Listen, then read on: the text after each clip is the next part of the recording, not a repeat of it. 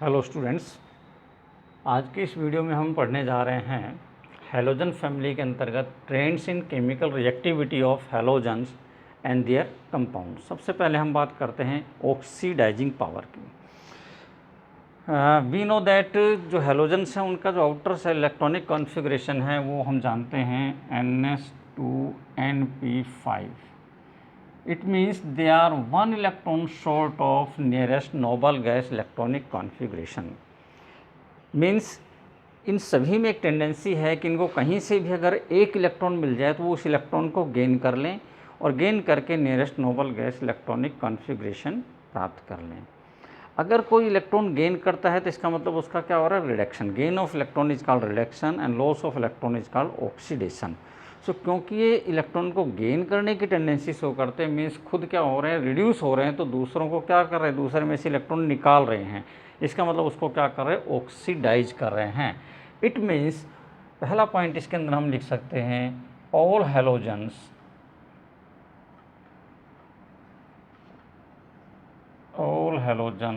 Are good oxidising agent.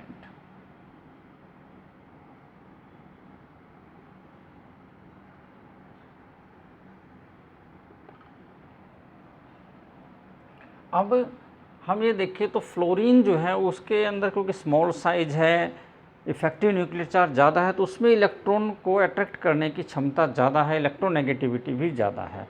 इसका मतलब उसके अंदर जो टेंडेंसी होगी वो ज़्यादा रहेगी इलेक्ट्रॉन को अपनी तरफ अट्रैक्ट करने की। That's why it will be the strongest oxidising agent. जैसे जैसे हम ऑक्सीजन से क्लोरीन, ब्रोमीन, आयोडीन की तरफ जाएंगे, साइज इंक्रीज होगा, साइज इंक्रीज होने से उसकी ऑक्सीडाइजिंग पावर डिक्रीज हो जाएगी। हम दूसरा पॉइंट हमारा बन सकता है यहाँ पर oxidising power decreases from fluorine to iodine. Fluorine से अगर हम आयोडीन की तरफ जाएंगे तो उसकी जो ऑक्सीडाइजिंग पावर है वो डिक्रीज हो जाएगी। इस पॉइंट को हम फर्दर अच्छे से समझ सकते हैं कि जो फ्लोरीन है, जो दूसरे हैलाइड्स हैं उनको हैलोजन में कन्वर्ट कर सकती है। कैसे? फॉर एग्जांपल मान लीजिए मैं लेता हूँ F2 plus 2Cl negative, then it will get converted into Cl2 plus 2F negative में कन्वर्ट कर देगा। इसी प्रकार से जो क्लोरीन है वो ब्रोमाइड और आयोडाइड आयन को उन रेस्पेक्टिव हैलोजन में कन्वर्ट कर देगा। That is Cl2 plus 2Br negative, it will get converted into Br2 plus 2Cl negative, या Cl2 plus 2I negative, it will get converted into I2 plus 2Cl negative. Similarly, bromine Br2 plus 2I negative, it will get converted into iodine plus 2Br negative. लेकिन जो iodine है वो इनमें से किसी को convert नहीं कर सकता। तो यहाँ पर शो हो रहा है कि जो ऑक्सीडाइजिंग पावर है वो फ्लोरीन की सबसे ज़्यादा है, then chlorine, then bromine and then iodine आता है। इसी प्रकार से अगर हम इसका वाटर के साथ रिएक्शन कराएं, तो वाटर के साथ अगर रिएक्शन कराएं तो वहाँ पर भी ये उसको ऑक्सीडाइज करेगा। एंड लेट्स सी, अगर हम मान लीजिए सपोज करते हैं 2F2 प्लस में H2O 2H2O, अगर हम इसको लेते हैं तो जो ऑक्साइड आयन है जो कि 2 नेगेटिव है ऑक्सीजन में कन्वर्ट हो जाएगा। इसके यहाँ पर ऑक्सीडेशन स्टेट है -2 और ये ऑक्सीजन 0 में कन्वर्ट हो जाएगा, यानी अपना इलेक्ट्रॉन को लूज कर देगा। तो it will form 4HF plus O2 में इसको कन्वर्ट कर दे रहा है। तो यहाँ पर हम देख सकते हैं किस प्रकार। इसी प्रकार से मान लीजिए कि हम अगर Cl2 को लेते हैं और इसका अगर HCl के वाटर के साथ रिएक्शन कराते हैं, H2O के साथ रिएक्शन कराते हैं तो ये हाइड्रोहेलिक एसिड और हाइपोहेलस एसिड बना देता है। That is it will form HCl plus HOCl में कन्वर्ट हो जाएगा। यही बात ब्रोमीन के साथ होती है। लेकिन अगर हम आयोडीन का करवाते हैं तो आयोडीन का वाटर के साथ जो रिएक्शन वो स्पॉन्टेनियस रिएक्शन नहीं है।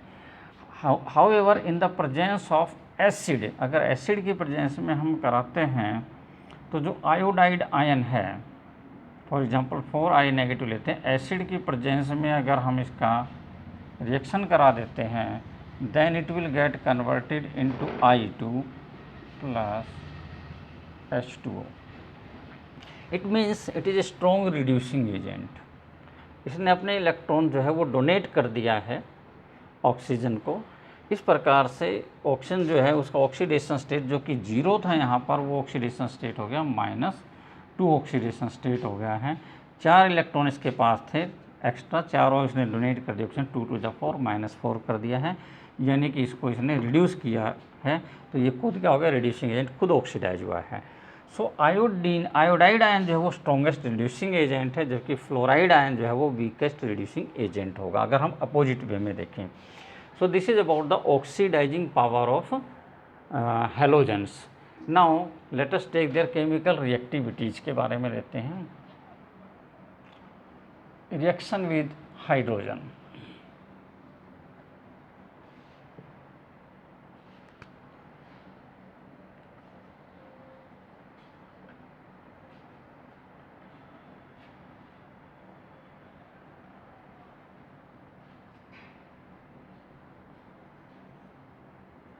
reaction with hydrogen. All these halides, halogens, they react with hydrogen to form hydrohalic acids. For example, H2 plus Cl2 in the presence of sunlight, it gives 2HCl। तो आसानी से ये HCl बना। इसी प्रकार से Br जो है, ब्रोमीन जो है वो HBr, आयोडीन जो है HI और फ्लोरीन जो है वो HF तैयार करता है। लेकिन लेबोरेटरी में अगर हमें इसको प्रिपेयर करना है तो इसके प्रिपरेशन के लिए हम क्या करते हैं, प्रिपरेशन ऑफ HCl को प्रिपेयर कराने के लिए क्लोराइड साल्ट का हम रिएक्शन कराते हैं सल्फ्यूरिक एसिड के साथ में। For example NaCl if it is treated with H2SO4 concentrated sulphuric acid के साथ अगर हम इसको रिएक्शन करा देते हैं then it will get converted into Na2SO4 plus 2HCl। इसी तरह से HF बनाना है तो CaF2 plus H2SO4 it will give 2HF plus CaSO4। अगर हमें HBr तैयार करना है, हाइड्रोब्रोमिक एसिड तैयार करना है, HBr हाइड्रोजन ब्रोमाइड यानी कि, सो NaBr का रिएक्शन करा सकते हैं यहाँ पे। NaBr प्लस H2SO4 इसके साथ अगर आप इसका रिएक्शन कराएंगे it will give Na2SO4 plus HBr यहाँ पर बनेगा। लेकिन जो HBr है एक स्ट्रॉन्ग रिड्यूसिंग एजेंट है। स्ट्रॉन्ग रिड्यूसिंग एजेंट होने की वजह से ये H2SO4 जो है इसको रिड्यूस कर देगा और फाइनली जो है जो HBr है इसकी बजाय हमें यहाँ पर ब्रोमीन गैस मिलेगी, ना कि हमें HBr मिलेगा। तो reaction will proceed further. Means होगा क्या, यहाँ पे जो H2SO4 है क्योंकि माइल्ड ऑक्सीडाइजिंग एजेंट है, इट गिव्स H2O प्लस में SO2 प्लस ऑक्सीजन। ये जो ऑक्सीजन यहाँ पर निकलेगी HBr इसके साथ में रिएक्शन कर लेगा and it will give H2O plus Br2, क्योंकि सल्फ्यूरिक एसिड एक ऑक्सीडाइजिंग एजेंट है। सो जो HBr है इसको ये ऑक्सीडाइज करके चेंज कर देगा, ब्रोमीन में कन्वर्ट कर देगा। इसलिए हम इस रिएक्शन को यहाँ पे नहीं ले सकते। इसलिए इसका मतलब है कि अगर हमें HBr बनाना है तो हमें नॉन ऑक्सीडाइजिंग एसिड का इस्तेमाल करना पड़ेगा। सो नॉन ऑक्सीडाइजिंग एसिड जैसे कि हम ले सकते हैं यहाँ पर H3PO4। तो इसकी बजाय हम यहाँ पर क्या कर सकते हैं, इस रिएक्शन की बजाय हम दूसरा रिएक्शन करा लेंगे यहाँ पे। अब इस रिएक्शन को हम करा सकते हैं H3PO4 के साथ में, H3PO4 के साथ अगर हम इसका रिएक्शन कराते हैं तो ये रिएक्शन करवाया जा सकता है। So it will give Na3PO4 plus 3HBr। इसी प्रकार से NaI plus H3PO4 it will give Na3PO4 plus 3HI। तो इस प्रकार से HI और HBr को प्रिपेयर कराया जा सकता है। Let us take the properties of hydrogen compounds of halogen, means hydrides of halogen जो है उनकी प्रॉपर्टीज।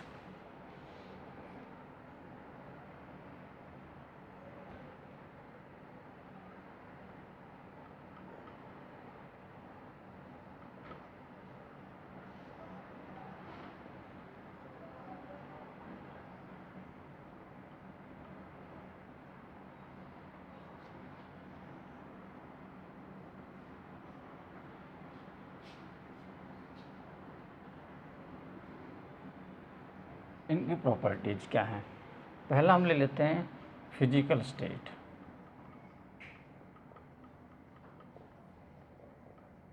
फिजिकल स्टेट HF क्या है? Liquid.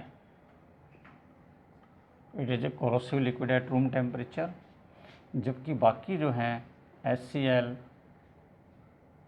HBr, HI, all these are gases. अब क्वेश्चन आता है ऐसा क्यों है? It is because there exist hydrogen bonding. HF के बीच में हाइड्रोजन बॉन्ड एग्जिस्ट करता है। HF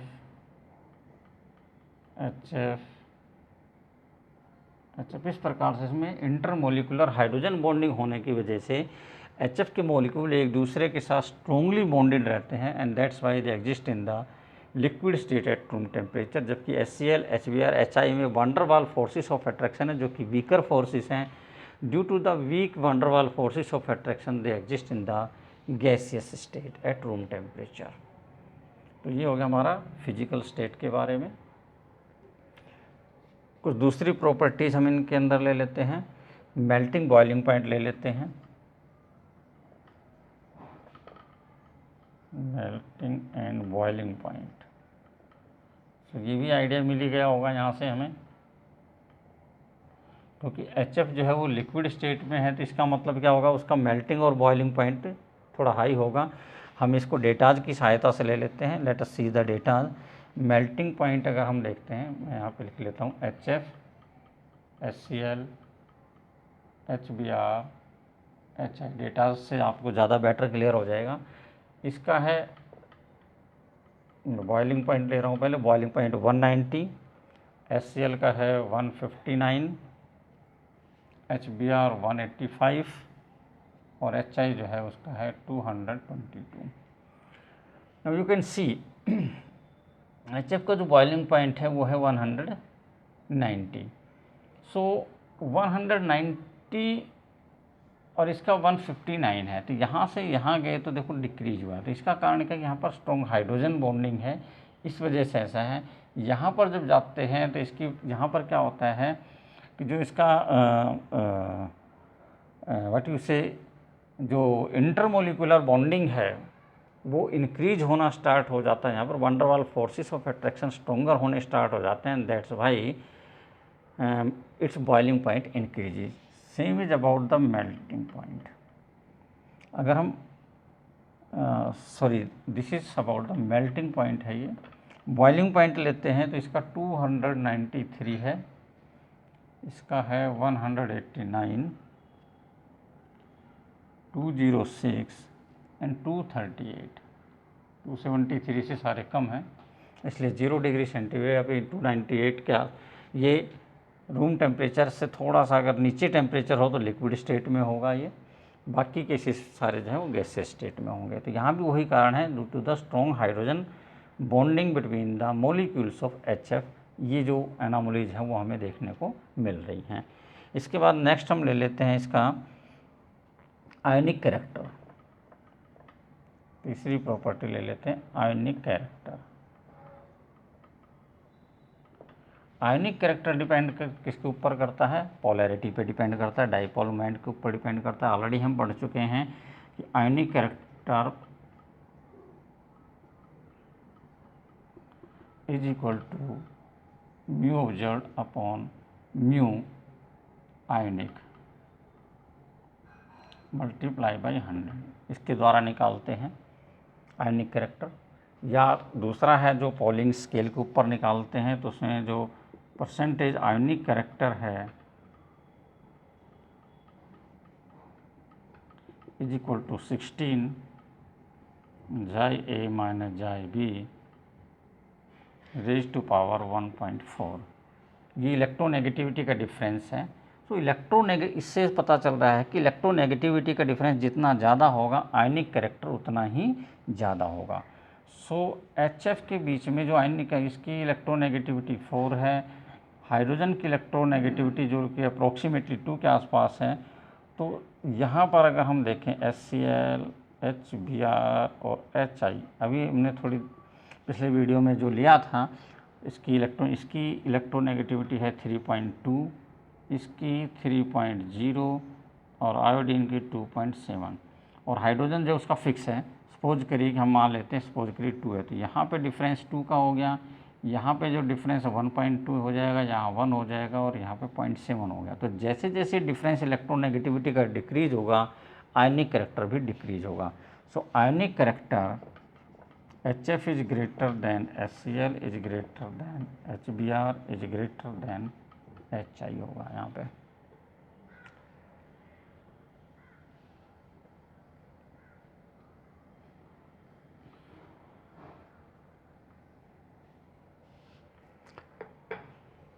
नेक्स्ट ले लेते हैं बॉन्ड लेंथ। बॉन्ड लेंथ के ऊपर क्या फ़र्क पड़ेगा? HF, HCl, HBr, HI, we know that size H का साइज तो फिक्स हो गया, F का साइज Cl के से लेस है, इसका साइज और बढ़ गया, इसका और बढ़ गया। तो as the size increases bond length also increases. इसका मतलब HF is less than HCl, HCl is less than HBr, HBr is less than HI। Reason क्या है? Due to increasing size of halogen atom. Due to increase in size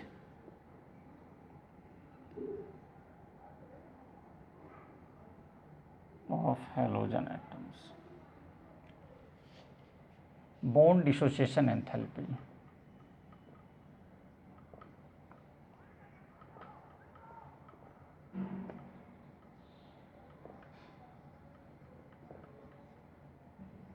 bond dissociation enthalpy.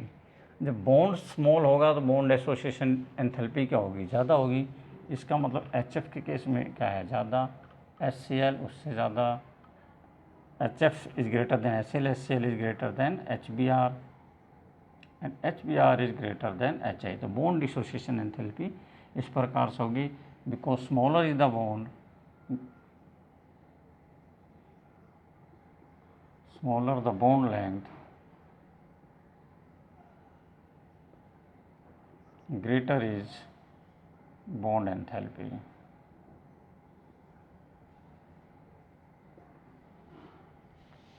Acidic character.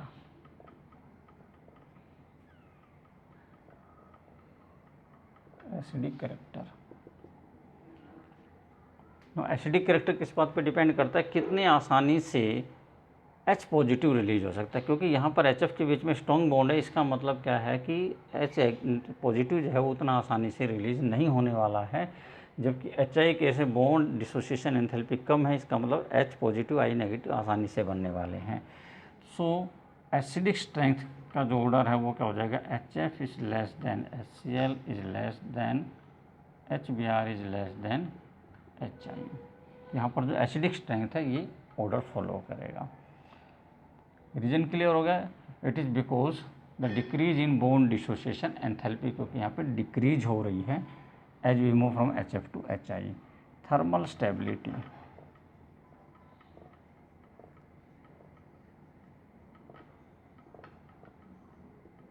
Thermal stability. Thermal stability HF is thermally more stable क्योंकि bond dissociation enthalpy है. Then HCl is greater than HBr is greater than HI. Means HI की जो thermal stability है वो सबसे कम है. Reducing power.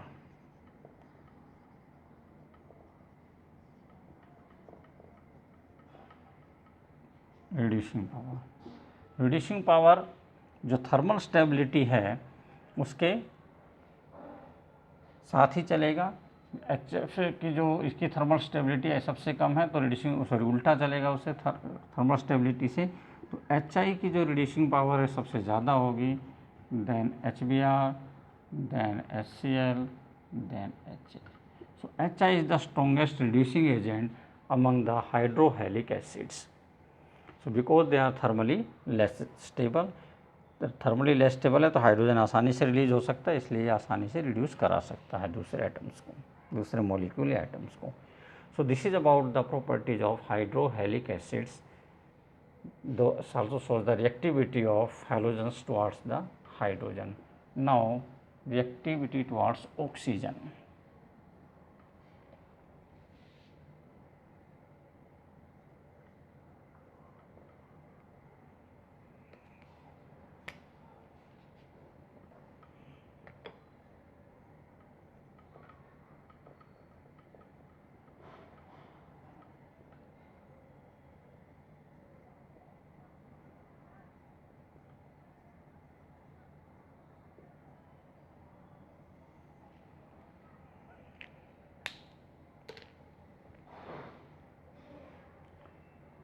So different type of oxides are formed when halogens react with oxygen. So let us first पहले हम ले लेते हैं for फ्लोरीन. फ्लोरीन के केस में दो प्रकार के OF2 एंड O2F2. लेकिन यहाँ पर हम इनको ऑक्साइड नहीं कहेंगे, इनको हम फ्लोराइड कहेंगे क्योंकि फ्लोरीन की इलेक्ट्रोनेगेटिविटी लेस है, therefore it will be called oxygen fluoride and oxygen perfluoride के नाम से जाना जाएगा. यहाँ पर जो इसका ऑक्सीडेशन है ऑक्सीजन का वो +2 है और यहाँ पर ऑक्सीजन का ऑक्सीडेशन +1 रहेगा. Both of these are good fluorinating agent.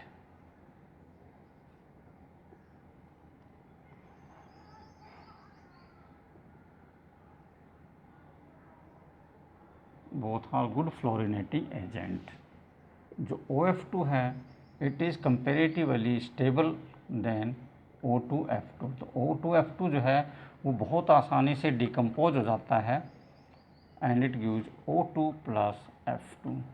आसानी से डिकम्पोज, तो इसकी जो स्टेबिलिटी है वो काफ़ी कम है जबकि OF2 कंपेरेटिवली स्टेबल है, इसलिए ये स्ट्रोंगर फ्लोरिनेटिंग एजेंट के रूप में काम करता है बजाय कि OF2 के. Now for chlorine. In case of chlorine there are various type of oxide: Cl2O, ClO2, Cl2O6, Cl2O7. ये डिफरेंट टाइप ऑफ हमें ऑक्साइड्स मिलते हैं क्लोरीन के. सो जो क्लोरीन के डिफरेंट ऑक्साइड्स हैं इनकी प्रिपरेशंस वगैरह तो हमें यहाँ पे स्टडी करनी नहीं है, हम इनकी डायरेक्टली प्रॉपर्टीज ले लेते हैं. पहले हम स्ट्रक्चर ले लेते हैं इसका.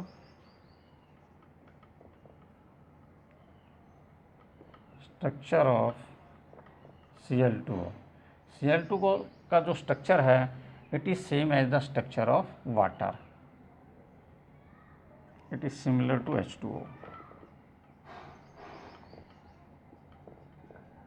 वाटर जैसा स्ट्रक्चर है. तो मीन्स ऑक्सीजन जो है यहाँ पे सेंट्रल एटम Cl, एक इलेक्ट्रॉन इसने यहाँ पर जो है शेयरिंग हो जाएगी.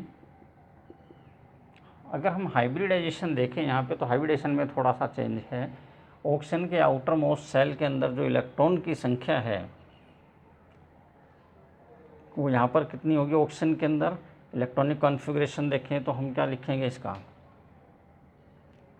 ऑक्सीजन 8 मीन्स 2 6 वैलेंस सेल जो है उसमें 6 इलेक्ट्रॉन हैं। यहाँ पे प्लस में 2 यहाँ पर मोनोवेलेंट प्रेजेंट हैं क्लोरीन, तो sp3 बनता है यहाँ पे। 2 इसके पास में ऑक्सीजन के पास में लोन पेयर हैं। तो ये जो बॉन्ड एंगल है, यहाँ पर जो बॉन्ड एंगल रहने वाला है वो यहाँ पर है 111 डिग्री का। हालांकि वैसे टेट्राहेड्रल केस में बनता है, लेकिन यहाँ पर क्लोरीन है, इलेक्ट्रॉन डेंसिटी काफ़ी ज़्यादा है, इसलिए रिपल्सन की वजह से बॉन्ड एंगल थोड़ा सा ज़्यादा बन रहा है यहाँ पे।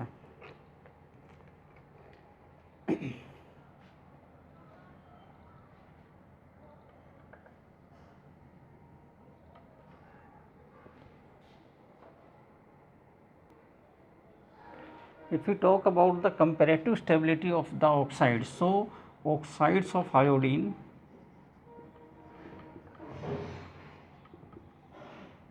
are more stable than oxides of chlorine and is more stable than oxides of bromine। तो पहले इस रीजन को समझ लेते हैं, फिर हम बाकी चीज़ें ले लेंगे इसके बारे में। oxides of iodine are more stable due to polarity of bond। जो ऑक्सीजन और आयोडीन के बीच में जो बॉन्ड बनेगा वो ज़्यादा पोलर होगा, पोलराइजेशन ज़्यादा होगा, इसकी वजह से ज़्यादा स्टेबल है। Oxides of chlorine due to formation of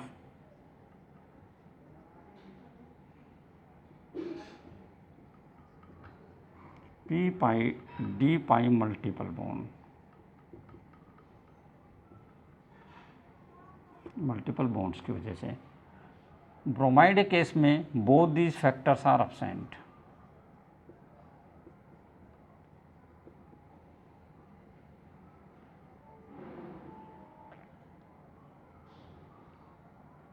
size comparatively large हो जाता है, इसलिए p pi d pi bonding भी नहीं हो पा रही इसमें। दूसरा, ऑक्सीजन और ब्रोमीन के जो इलेक्ट्रोनेगेटिविटी डिफरेंस है वो भी कंपैरेटिवली कम है, इसकी वजह से पोलैरिटी भी कम है। जबकि यहाँ पर ऑक्सीजन और आयोडीन की पोलैरिटी में काफ़ी ज़्यादा अंतर आ गया है, डिफरेंस इलेक्ट्रोनेगेटिविटी ज़्यादा, इसलिए पोलैरिटी इसकी ज़्यादा है। इसमें साइज़ क्लोरीन का ऑक्सीजन के साइज़ में बहुत बड़ा अंतर नहीं है, इसलिए यहाँ पर पी पाई डी पाई मल्टीपल बॉन्ड बनता है, इसलिए स्टेबिलिटी है। तो ये इनके कंपेरेटिव स्टेबिलिटी के बारे में बात आ गया। अब अगर हम इनकी बात करते हैं, सो ऑल दीज ऑक्साइड्स, चाहे वो क्लोरीन के हैं, ब्रोमीन के हैं, आयोडीन के हैं, they act a strong oxidising agent, strong oxidising agent,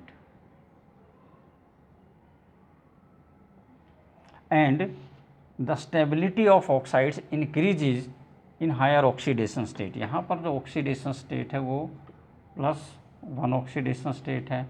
यहाँ पर ऑक्सीडेशन स्टेट जो है वो हो जाता हमारा 2 to the 4 -4 प्लस का 4 हो जाएगा, यहाँ पर प्लस का 6 और यहाँ पर +7 ऑक्सीडेशन स्टेट यहाँ पर हो जाता है।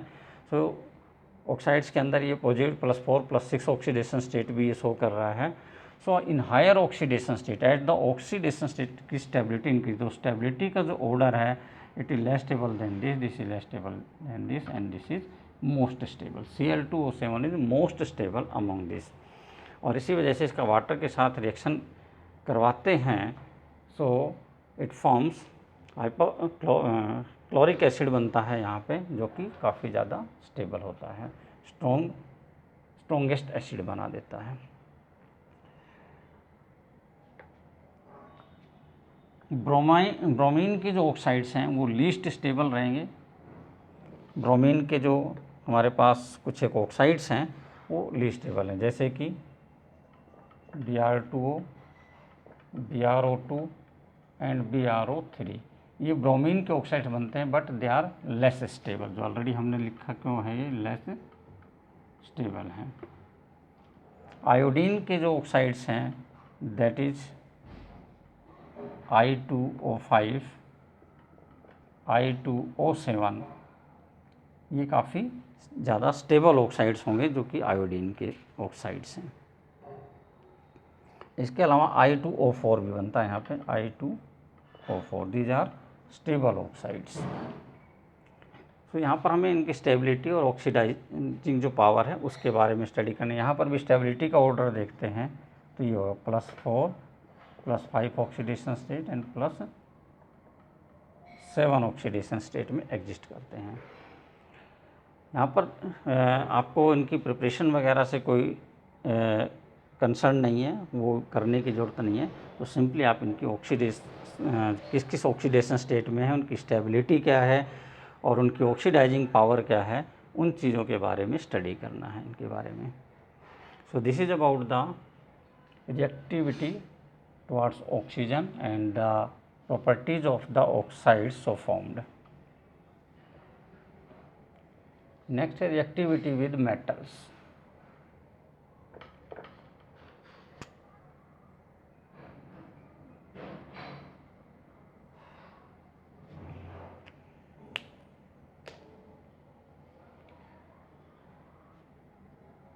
All the halogens they react with metals and form metal halides. The general formula of metal halides can be written as MX, like MF, MCl, MBr and Mi. M represent a metal. For example, अगर sodium है तो NaF, NaCl, NaBr, NaF। इसी तरह अगर हम potassium लेते हैं तो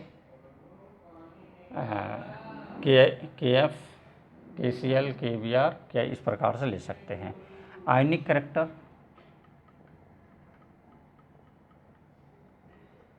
for a given metal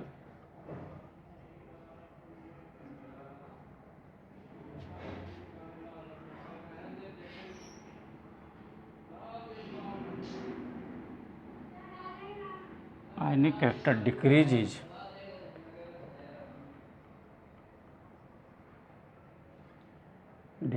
from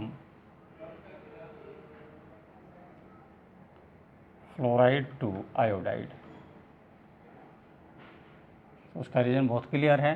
जैसे जैसे हम फ्लोरीन से आयोडीन की तरफ जाते हैं इलेक्ट्रोनेगेटिविटी डिक्रीज होगी, therefore difference of electronegativity will also decrease and as a result ionic character will decrease.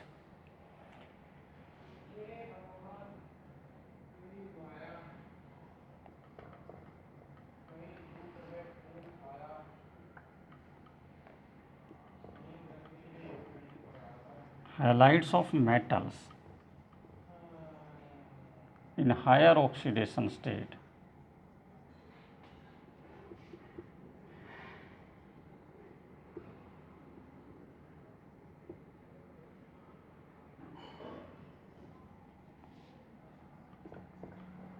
are predominantly covalent.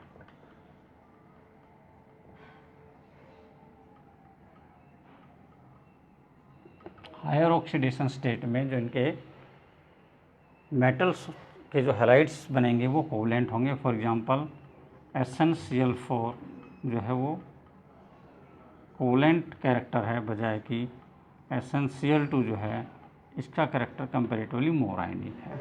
इसी प्रकार से हम बाकी बहुत से केसेस के अंदर कंसिडर कर सकते हैं। सो यहाँ पर डायरेक्ट रिएक्शन हो सकता है इनके बीच में, मेटल के बीच में और हैलोजेंस के बीच में डायरेक्ट रिएक्शन करके ये डिफरेंट टाइप ऑफ हैलाइड्स बना सकते हैं।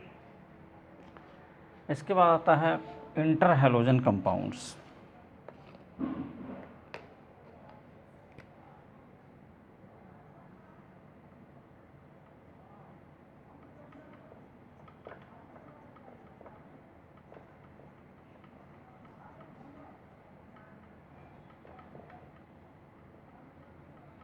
Interhalogen compounds. The halogens can react with each other and can form interhalogen compounds. Means एक से ज़्यादा जो हैलोजेंस हैं वो एक दूसरे के साथ मिल करके इंटरहैलोजन कंपाउंड्स बना सकते हैं। These interhalogen compounds have general formula X यानी कि +1 oxidation state, X-3 +3 oxidation state, x dash 5 यानी कि +5 ऑक्सीडेशन स्टेट में है जो सेंट्रल हेलोजन है। इसी प्रकार से एक्स डैश 7 यहाँ पर जो सेंट्रल एटम है उसका ऑक्सीडेशन नंबर 7 है। So they can form interhalogen compound in +1, +3, +5 and +7 oxidation state. Interhalogen compounds are highly reactive as compared to the halogen itself. It is because of the unsymmetry.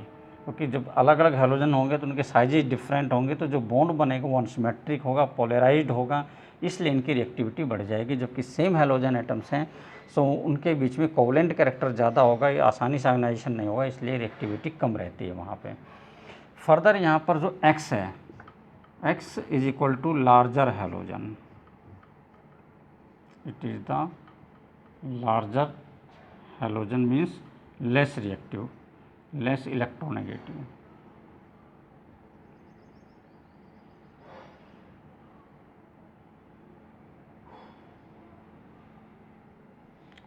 X dash is the smaller halogen,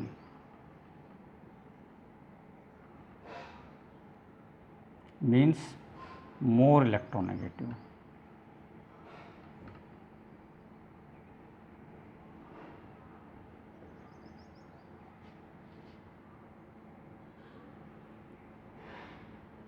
सो इनके बारे में हम आगे भी पढ़ेंगे, थोड़ी सी detail में study करेंगे इसकी इंटर हेलोजन कंपाउंड्स के बारे में। सो इनकी शेप वगैरह क्या है इंटर हेलोजन कंपाउंड्स की, उन सब चीज़ों के बारे में हम आगे डिस्कस करेंगे। So these are the general properties of halogens and their compounds. तो हमने देखा कि इनका ऑक्सीडेशन स्टेट जो है वो क्या होगा, ऑक्सीडाइजिंग पावर क्या है, reactivity towards hydrogen, towards oxygen, towards metal and in formation of interhalogen compounds. In our next video we will discuss about some compounds of halogens. Till then have a nice day. Thank you.